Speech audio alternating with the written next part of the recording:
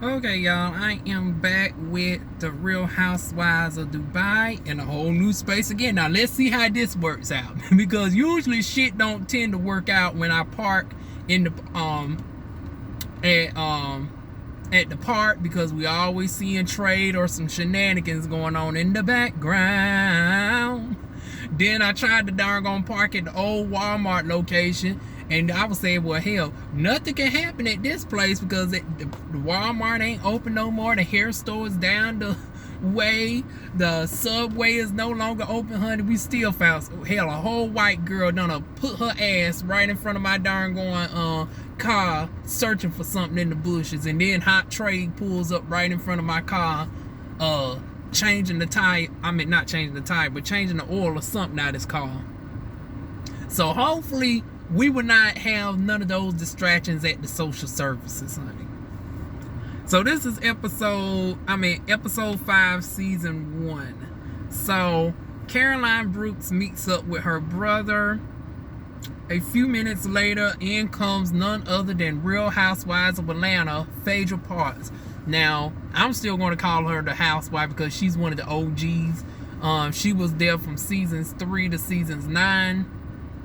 Ain't quite been the same without her. But we finally get her back on the screen on another franchise just as a friend. So I was like, come on through, Phaedra Parks. So they end up having a conversation. Now I love how every episode we end up getting an educational lesson about what goes on in Dubai. I don't know if they do that for the other ones because I thought I was going to be able to watch Real Housewives of Lagos, but it seems like they got some sort of streaming service that is exclusive to the country over there in Lagos. So it's like, how in the world? I thought we as Americans would be able to partake in the darn going Housewives of Lagos. I was like, shit, I should have known they wasn't going to allow us to enjoy an all-black franchise, child. That would have just been too much like nice, honey. An all-African franchise.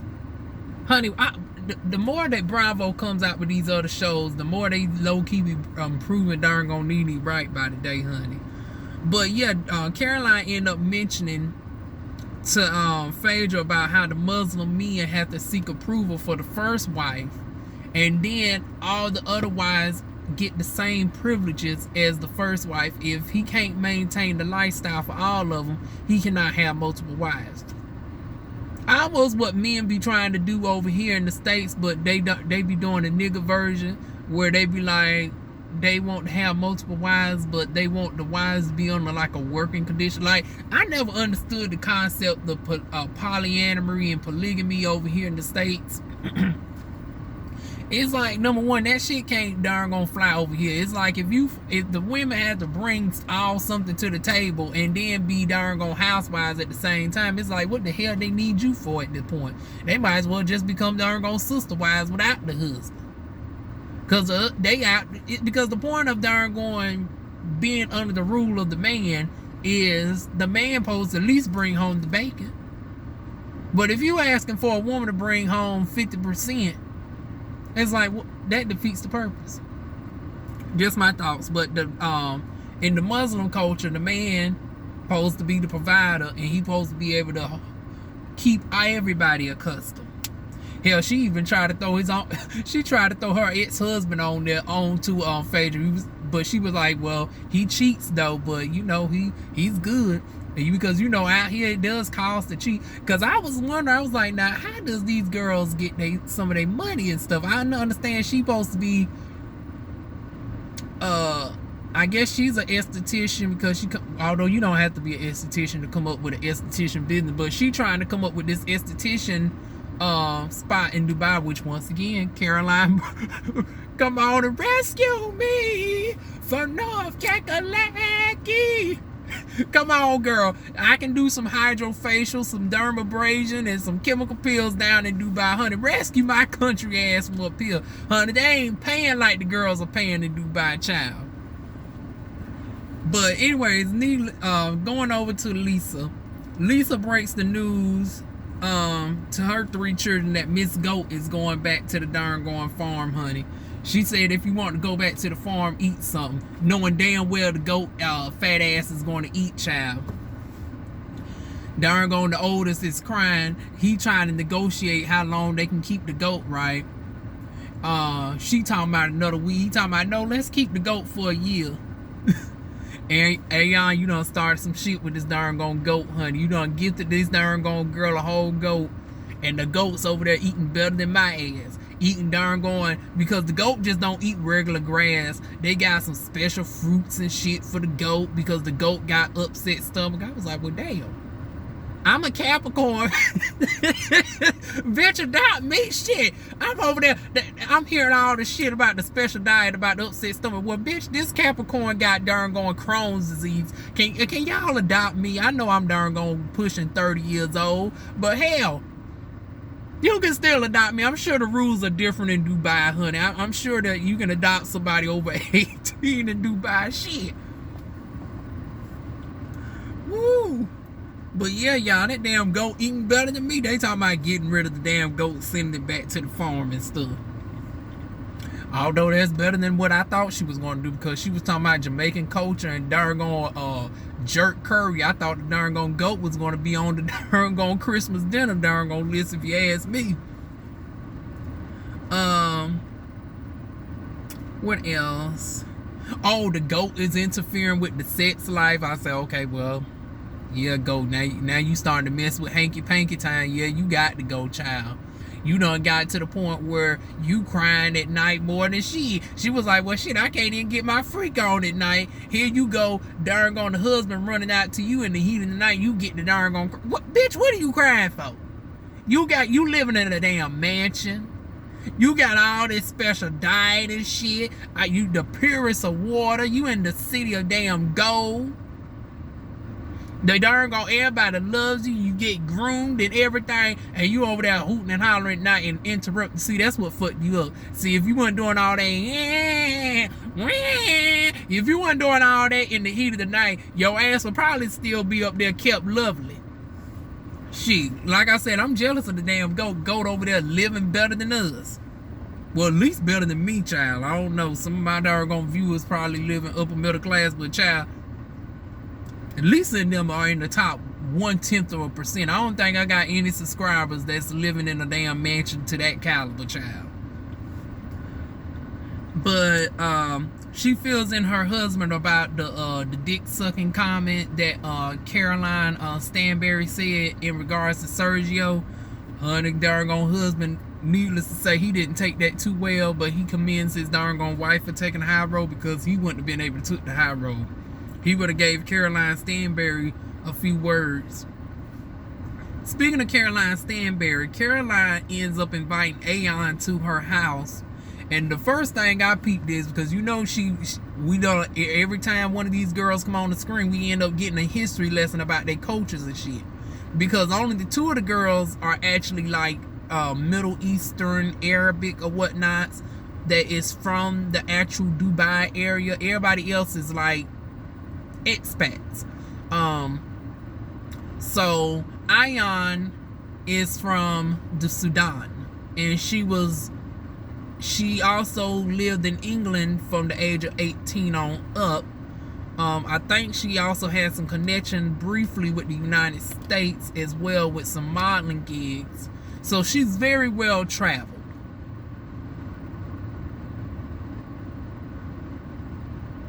I want to say she's Sudan. Oh no, it might be Kenyan, because I also mentioned, because she later on mentioned that she grew up in a village in Kenya. But that don't mean that she might not be Sudanese descent, but just happen to be born in Kenya. You know the complexities of, you know, being African, but being raised in a different part of Africa. I don't know. But needless to say, I noticed she didn't rival her normal gift. You know, every time she said in her culture, it's only polite to come to somebody's place, or every time you be meeting up with somebody, you give them a gift. She gave darn gone Lisa, hence Lisa getting the goat for darn gone Thanksgiving, and Caroline Brooks ended up getting the lemons. Turned the lemons into lemonade. Honey, I noticed darn gone. I said, well, shit, what does it mean not to get shit? Because Caroline Stanberry didn't get not one damn thing. I said, I wonder, is that going to come up later on? It does. Hold on to that, child.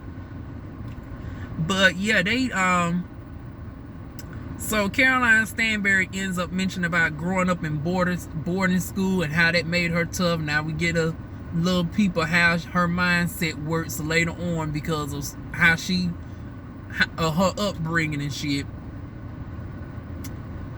I think she said from the age of 6 to 16 she only seen her parents like on holidays and stuff. So she's very sheltered, very militant, you know, very tough skin or whatnot. And then Ayan is confused and called her. I was like, girl, not that you getting the shit mixed up. Now, once again, in her defense, she is Kenyan / Sadansi. Then she has upbringing in England as well. No connection to the United States like that. So, you know, the term millennial, Gen X, the silent generation, baby boomers, Generation Alpha, Generation Beta, those are all, I think, American concepts. She trying to call Caroline Stanberry a millennial at first. I was like, girl, I think you the one that's the millennial, because I think Ayan is only like 40.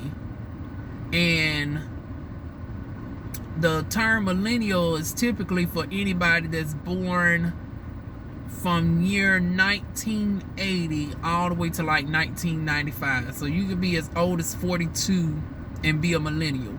So it's like, girl, no, you the millennial. You on the tail end of the millennial, and she's on the lower end of Generation X. Then we find out something else. It was like, well, child, what the world is going on there in Kenya? Now, we don't find out about the other week that she could have married she was about to have an arranged marriage with her cousin. Now we find out this week, honey, Papa is a Rolling Stone and Mama is like Kiki White, because I'm assuming the mama probably had most of her children by the same man or just 2 men. Because she ain't allude to her mama rolling around with multiple men. Usually that's not accepted in African cultures any damn way. But the men can darn gonna be Rolling Stones galore. So on her mother's side, she has 10 siblings. On her father's side, she has over 20 siblings. Now, I don't know if there was some overlappage there, because I would assume she have several siblings by the mother and the father, but she made a distinction. So we're going to say 30, because she made the distinction of saying she got 30-some siblings. So I guess there was no overlappage with the mama. Okay. But damn, 30 damn siblings? Oh my goodness. And then the discrepancy with the passport. Now I understand that maybe a year or 2 difference off, because she said she grew up in the small village of Darngon, Kenya or whatnot. Her Kenyan passport says she's 35. Her American passport says she's 40. I was like, wait a minute, now how is there a 5-year discrepancy within the age? And usually the United States go off of your Darngon birth records. Although, with the United States, they can be a little bit more precise, because they can go off your dental and get a good semi-exact age range of what you're supposed to be like. They might not know the day that you were born, but they can tell the year that you were born. Almost like the rings on a tree. For every ring is the age of a tree. Almost something like that. You don't know exactly what month or day the darn tree was born, but you can get a definite year. So I guess the United States is more correct that she's 40. She was able to darn rig the paperwork to say 35 with Kenya by it being a small village that she's from. Now this is where the girl lost me. She talking about she feels 17 at heart, honey. And then I was like, now girl, not that your coot cat, your Tweety bird, your sugar bowl feels like 12. I'm like, honey, you got a whole child that's darn going turning 16. How your damn how the hell your sugar bowl feel like it's 12 and you got a darn going child older than darn going 12? Girl, cut your shit. Then we flash over to Sarah invites Nina to her father's house to get a feel of the Arabic culture. So these are the 2 Middle Eastern girls on the show, and I'm finally getting everybody's names down correct, honey.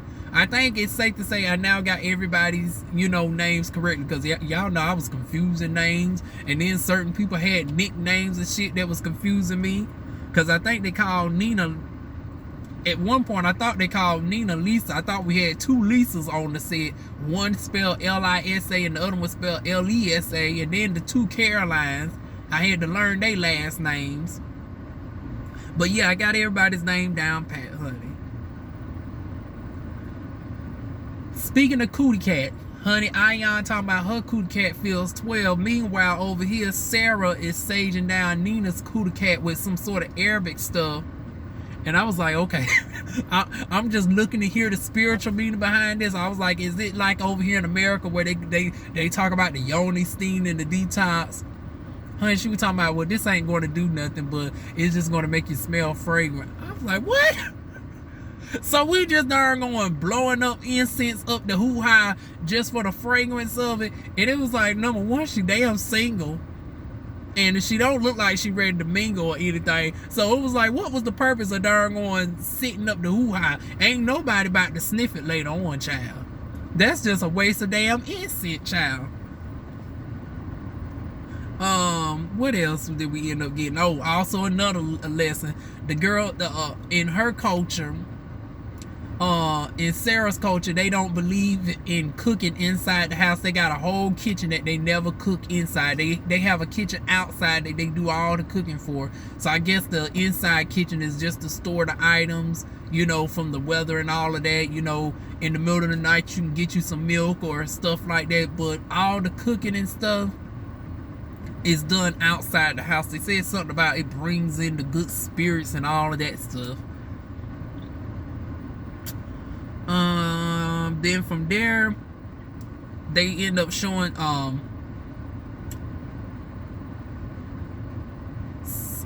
Sarah. I think Nina is seeing childhood pictures of Sarah, and it's bringing up past memories of her family leaving Lebanon. Now, isn't Lebanon the same place that the other girl is from? Because side note, y'all, I just started watching Real Housewives of Beverly Hills for the first time since Aline Davidson was over there. Y'all remember that she used to play the girl on Days of Our Lives. Not the other one, not the short hair one. That's Lisa Rinna. Lisa Rinna used to play Billie Jean, which is the daughter of Kate Roberts. Which is weird because they are only 15 years apart in real life, but neither here nor there. Well, hell, some folks can be teenage mothers and shit, but neither here nor there, child. Aline Davidson played the stepdaughter of not the stepdaughter, but the adopted daughter of none other than Stefano DiMera, honey. For whatever reason, the name is leaving me because I ain't watched the show in a while. Is it Kate DiMera? No, Kate is the other one. I don't know why I can't think of her darn on character's name over there. But yeah, I ain't watched since Aline Davidson been on there. Honey, I ain't even know Kathy Hilton was on there. I guess she was a one and done child. And there was some discrepancy of why she ended up leaving the darn on set. And I ended up learning that darn on the other girl is actually the sister to Kathy Hilton. I was like, oh shit, I'm just learning a whole lot this season. And then, hell, that's the one. I'm always coming on to a series late, y'all. Child, I would have loved the darn review darn Real Housewives of Beverly Hills, child. But it's too late for that, honey. It's too late for this country bunk and darn gonna give y'all. It's on like episode 9. We up to the episode where darn Garcelle Bouvet had to darn tell Erica Jane about herself, about darn cussing her 14-year-old boy out in a drunken darn stumper. But back to this show over here. But I just wanted to tell y'all I am watching the Real Housewives of darn Beverly Hills. Finally. Okay, back on to this regular schedule programming. But yeah, we go back over to the Real Housewives of Dubai, right? So we end up about what brought me over to Beverly Hills was the Lebanon, because I want to say Diana is from darn Lebanon as well. The one that's over there, the nouveau rich chick, she's supposed to be from Lebanon or something as well. But they end up freeing, Nina ended up fleeing Lebanon when she was like 2 or 3 years old, and she lost all her baby pictures. And then we got, we find out another incestuous thing. I was like, the incest is just darn going real common over there out in the darn going East, in the Middle East town. First we learned about Ayan was supposed to marry her cousin, and her white darn husband rescued her from the arranged marriage. Although she loved her darn cousin, it wasn't like a ill-gotten darn hookup situation, but you know, she preferred the white husband even more. But Sarah's darn father and mother are cousins. Now they didn't elaborate on how close and that's what I would want to know. Like, not that it makes a difference, but it does make a little bit of difference, because it's like, okay, if y'all are like knife cousins, like very distant cousins, like to the point where if you didn't have an ancestry test you wouldn't know, I can possibly darn overlook that. I was like, okay, typically at knife cousins, your DNA is so far apart where you wouldn't have to worry about any like abnormalities with your offspring because of your DNA being too close together. And it's like, who realistically knows all of their eighth or ninth cousins? And especially if you come from, because I'm sure with them being, you know, Middle Eastern, it gets real complicated. Almost similar to how complicated it is with me, because y'all know eighth and ninth, I got full-blooded white eighth cousins. I got full-blooded Native American eighth and ninth cousins. It's like when you start crossing racial lines, it's like you can't keep up with all them people. But generally, your first, second, third, and even fourth cousins, you generally have a knowledge of your first, second, third, and fourth cousins. Or your first cousin 2 times removed, your second cousin once removed. You typically know all of them. So I'm trying to figure out how close was the cousin relationship.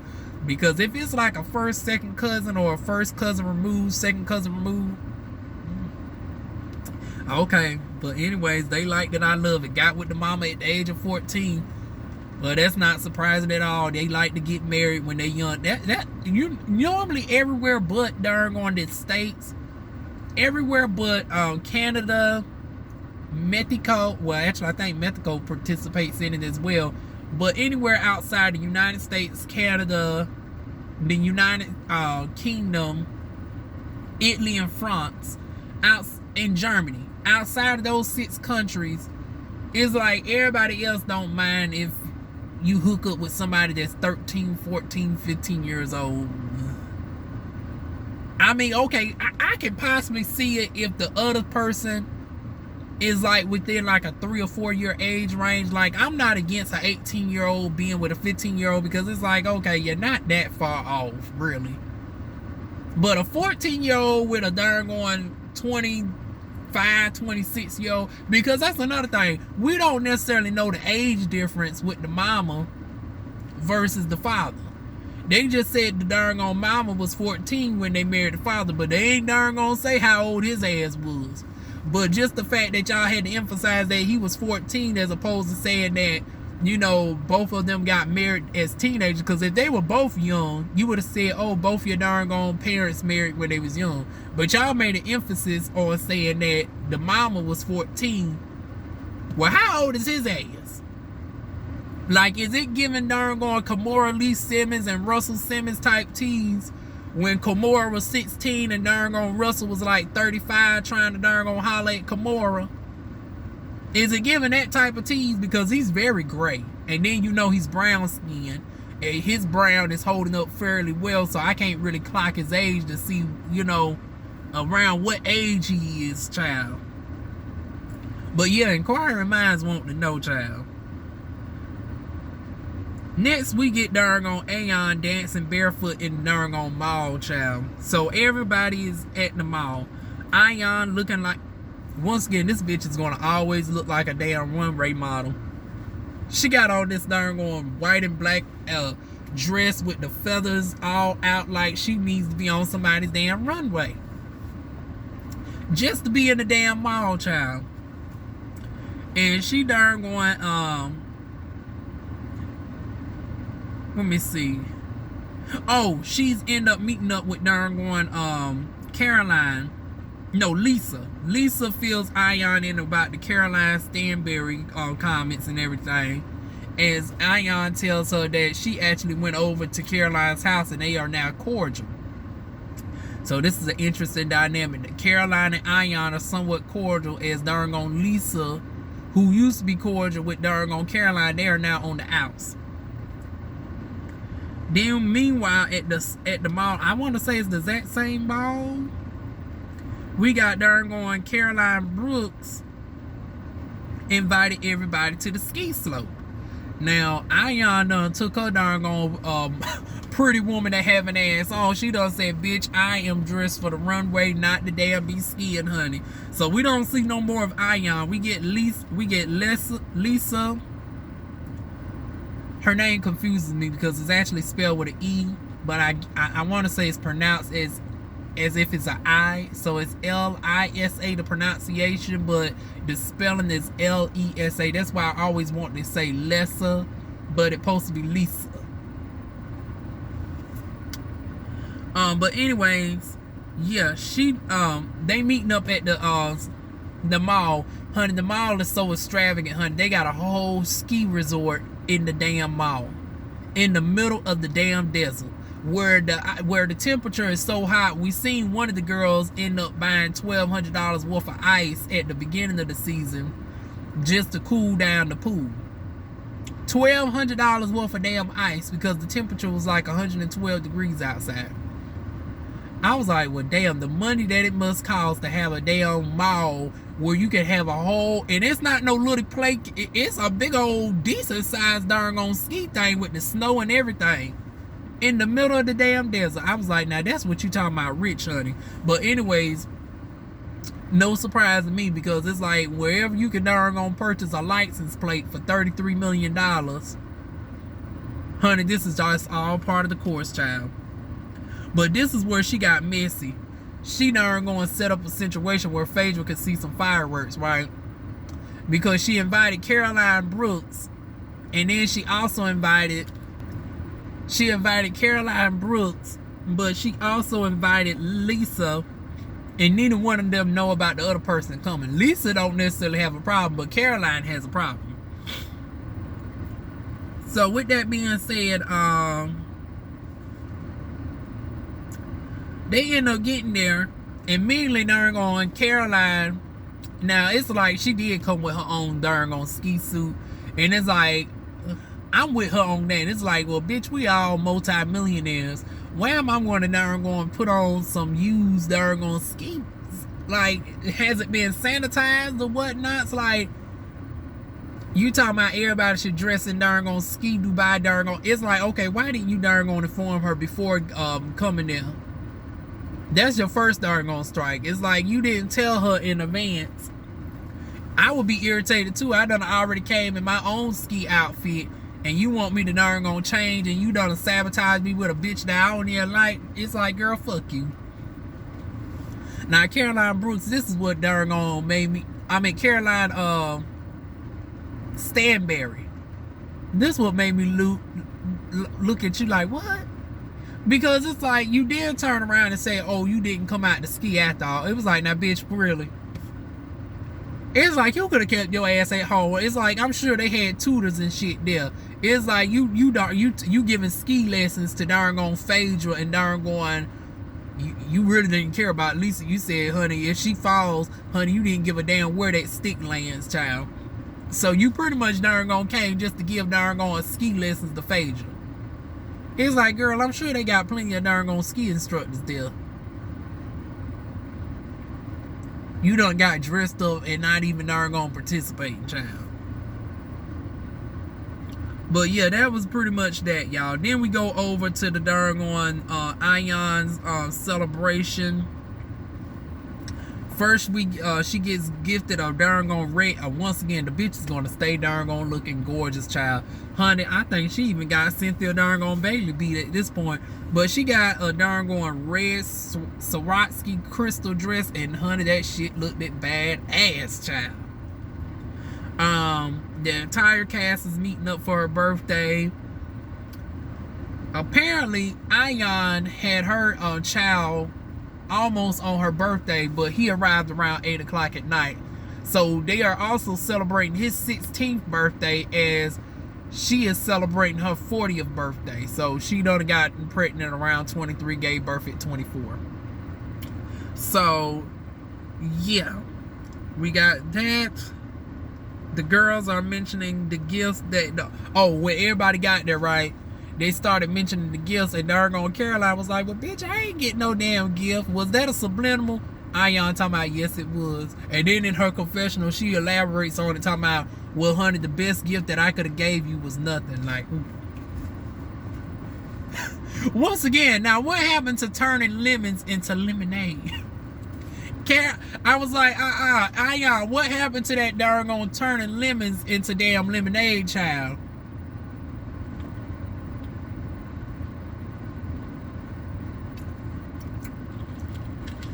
And you know what? The irony that of all the flavors that I picked out today to drink, I would have lemonade. I swear, y'all, this was not planned at all. I knew I was going to do my review today, but I did not have. I just picked out a random drink out the fridge, and it just happened to be damn lemonade, child.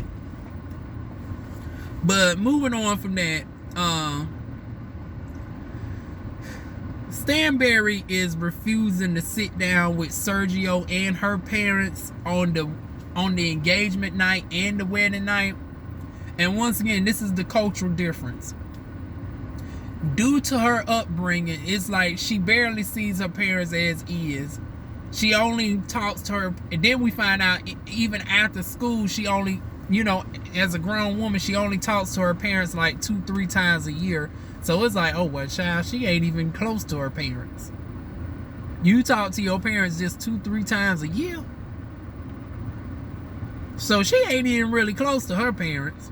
So she really don't want to even sit with them out any night, really. Meanwhile, Sergio, but it comes to find out she ain't even met her darn step parents. And she don't even want to darn sit down and meet with them either night. Then come to find out she didn't even want to get married. I was like, well, girl, why are you darn getting married then?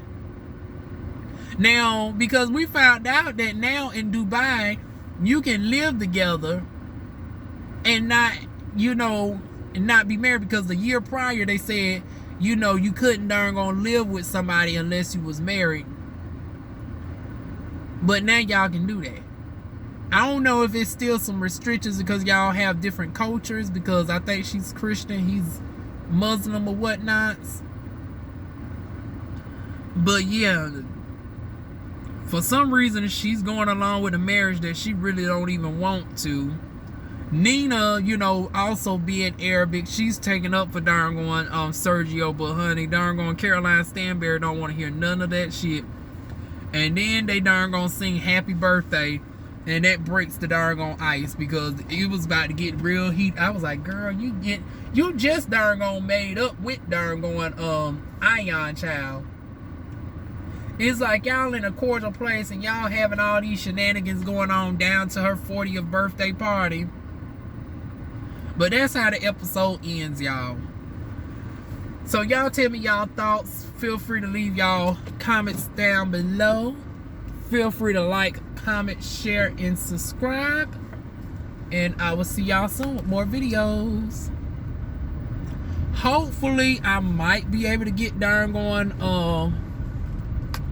later on today, I might be able to come back out and give y'all P-Valley. Give y'all a little update on my situation, since I can't ever find time to do a damn vlog video, because now this bitch want to just be adamant of staying in the house all day. She done been out of work for a whole month. She done been out of work a whole month, trying to get back to the job that requires the piss test at the plant, as opposed to going to the hotel, right? But it's like, how in the world do you plan on going back to the hotel? And once again, not even waiting till the standard 6 months for her to go back, right?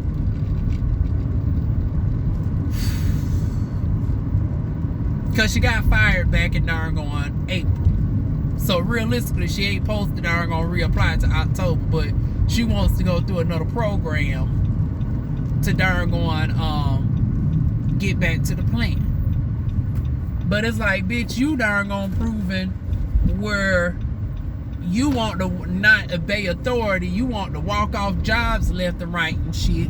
It's like, why do you want to try to even go to that place anyway where it's 50 miles? She talking with the darn folks that used to pick her up every day and all this. It's like, girl, you ain't consistent. You barely get your ass out of damn bed. You want to stay up all night and then come darn daytime. You want to sleep. You want to darn sleep like a damn vampire. When I tell y'all I'm over this shit, I'm really darn over it. This is really darn affecting my damn income because y'all know I can't depend on Lyft and stuff. Now my car's darn jacked up with this darn plate that keeps darn dragging, and I can't even get it darn fixed.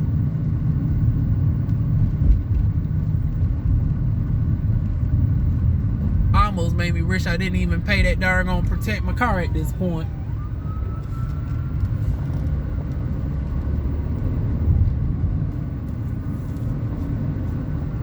Cause it's like shit, all my issues with the car is minor shit that can't even be covered through the darn shit.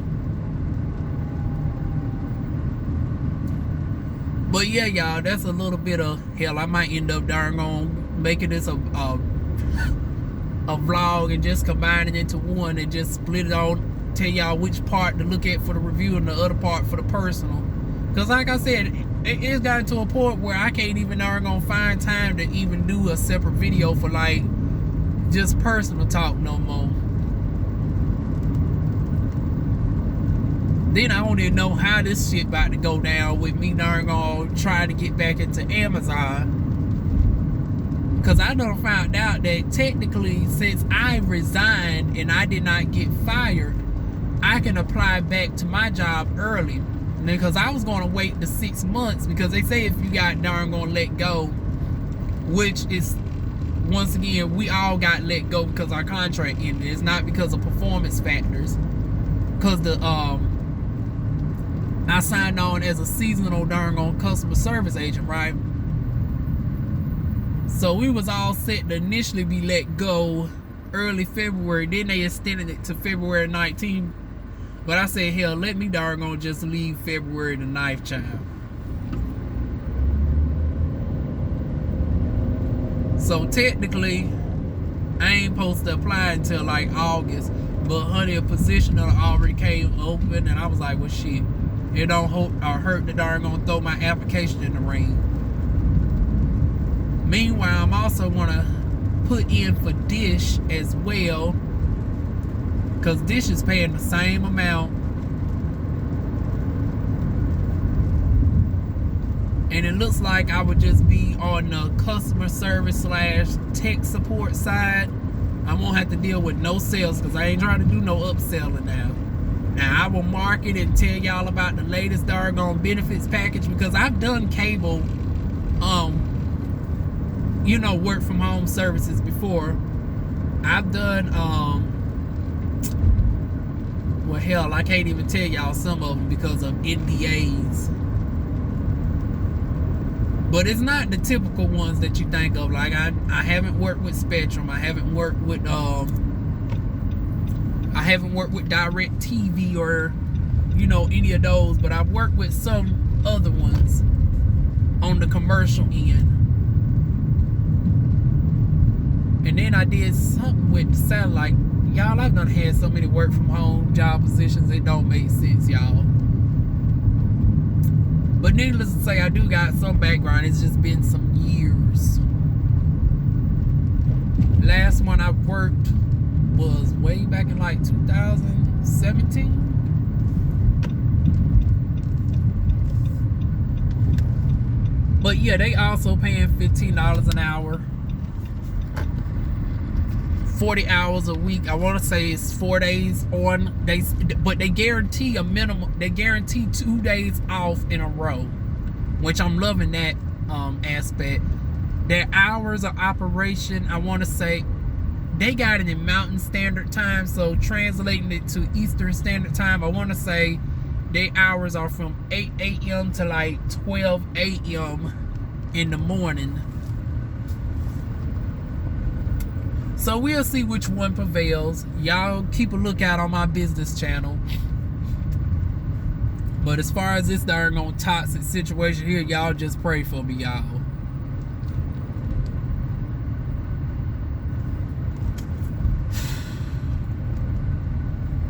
I can't wait till I be able to get the hell away from here. But like I said, as soon as I start saving up some money, it's always some issue. Now I got to get this darn on car fixed. And then August is my most expensive month because everything becomes due in August. Like my normal bills at the top of the month, right?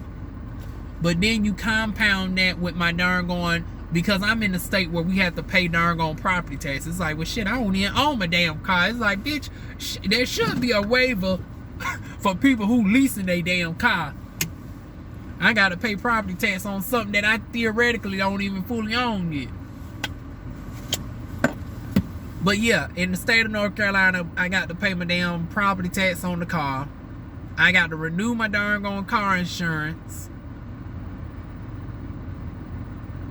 Oh, registration is also the same time. You do your property in the state, in North Carolina and Fayetteville, you do your registration and your property tax all at once. So that's like a $200 expense. In addition to your renewal for your darn insurance for the car. In addition to my monthly darn laser hair removal darn bill, which I finally will stop paying that shit in March of next year. It's like, ugh. This is why I can't afford for my income to be cut like this. I'm telling y'all, it's getting to the point where I think I'll be better off living in a damn trailer just to get a damn peace of mind, because this is really fucking up my already barely stable quality of damn living. I'm trying to upgrade, and this bitch downgrading my shit. But yeah, y'all, that's what's all going on in my life on the financial tip. Oh shit, I need to go to the damn store. But I'm gonna let y'all go. So that is it, y'all. Feel free to like, comment, share, subscribe, give me some words of encouragement and advice, and I will see y'all soon with more videos.